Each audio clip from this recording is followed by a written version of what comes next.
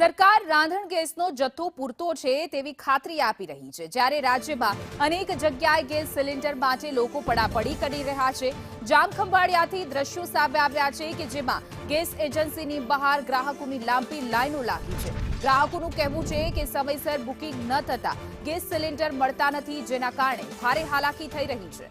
Gas cylinder book કરાવવા માટે લોકોને કલાકો સુધી લાંબી કતારોમાં ઊભા રહેવું પડે છે।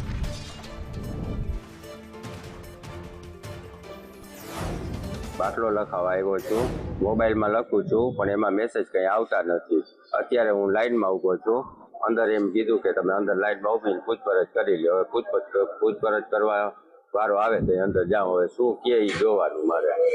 અત્યારે ઘરે 5 દિવસ કે 4 દિવસ હાલે એટલો બાટલો છે, બાટલાની કંઈ સગવડ જ નથી અત્યારે હાલમાં, ઘરે બધું ખાલી છે।